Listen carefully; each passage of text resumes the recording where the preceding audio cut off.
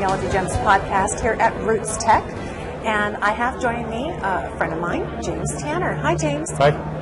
Glad to have you here, and we were on the tour yesterday together at the Film Distribution Center, which was fascinating to get that insider look. You've been here busy blogging, but as I was looking over your shoulder, over your laptop, I saw something very interesting and very new that you're working on. Right. Tell us what got launched today. A new program, new part of FamilySearch.org, and it's in alpha, which is even before a beta copy. It's before beta, okay. And it's called FamilyTech. The reason I say that is because up until yesterday, the name was different. Ah, okay. And it's FamilyTech.FamilySearch.org? FamilyTech.FamilySearch.org, but you can also get to it from the FamilySearch.org website.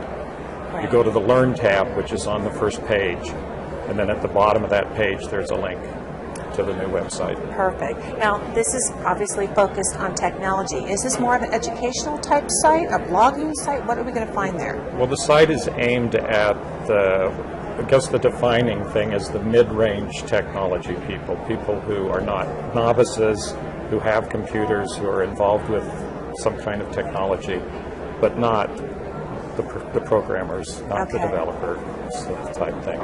And the general topics include all of the types of technology. We're not limited to any one particular type of, not just computers, not just mobile devices, tablets, everything. Scanners, cameras, digital phones, everything that you can. And this is the application of these technologies on genealogy. On genealogy. Everything is geared towards how it relates to advancing genealogy or being related to what you would do in genealogy. What prompted FamilySearch to launch this new section? A general concern. We're here at RootsTech. Yeah, good time. Why do we call it RootsTech? And that's why they need they felt they needed something more specifically focused on technology issues. They'll have a technology update section, and they're soliciting people to contribute.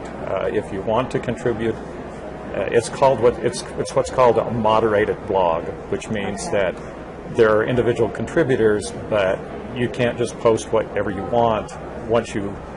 Once they select, you have to submit, and then they would consider whether or not it's sufficiently whatever. Take a look at it before it goes live. Yeah, they take a look at it, yeah. And even after you write it, they do the editing online before you put it up. Now, I know that you're really involved with the Search Wiki, and why have a separate tech blog versus just building up the tech articles in the Wiki? Well, the FamilySearch Wiki is not a dialogue. It's more of it's like an encyclopedic resource where you look up information, find links to other websites and other kinds of information, and it's very, very comprehensive. The Wiki has recently just exploded in its usage. If you look at the front page now, if you go to, again, the same FamilySearch.org website, the Learn tab, which is right in the top in the middle, and in that, when it comes up to the Wiki, and there's a search tab there. What you can do is fill in anything and do a search, and then you're instantly out searching in the Wiki. But if you look at that front page there, in just the last month or so, the number of accesses has reached 288 million people. Wow, it's really well, something. that's people that have accessed it. It's going up. You can watch it go up in about a couple of hundred every time you reload the page. It's just an amazing amount of people that are using that website right now. So the technology blog will be a place where people could comment, I'm assuming. Will you talk about dialogue? Yeah, in the FamilyTech website portion of FamilySearch, what they're aiming for is more extended explanations. How to, where to go, what's the newest technology. How does this relate to family history and genealogy? It's not the 2-minute, blurb on the Wiki kind of thing. I mean, a 2-line, not 2-minute. Well, so You've been here at RootsTech. You've had a chance probably to make a little bit of the rounds here on the exhibit hall. I know you've been blogging. What has stood out to you so far? What just makes you stop and go, wow?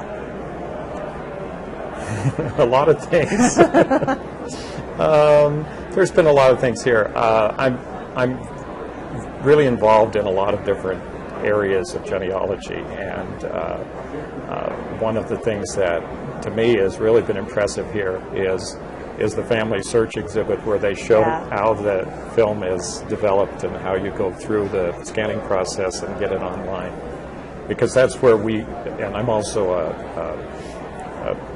I serve at the Mesa Regional Family History Center in Mesa, Arizona. Okay. And so that's where we're really looking for the benefit. We get a lot of Spanish-speaking patrons into our center.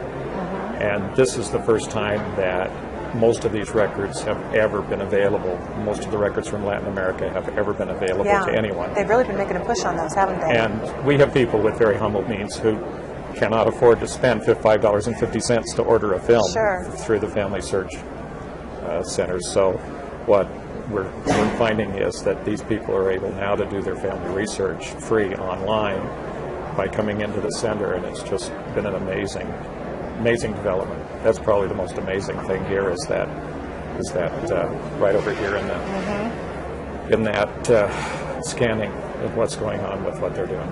Yeah, and it's exciting to see it. It's exciting for people to really be able to visualize it now.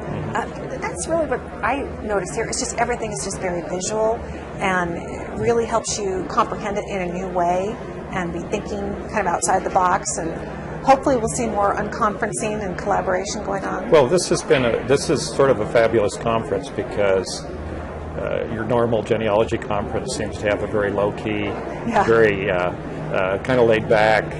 This is more very high energy, and there are lots of people here that we would never see at a smaller conference. I mean, you don't get a Dell or any of Microsoft or any of these people to come to Mesa. We'll convert them yet. Maybe. Well, if you have energy, we should go over there and play some air hockey. What do you think? Okay. James, thank you so much for being here on the show. I appreciate it. Okay, thank you so much for letting me.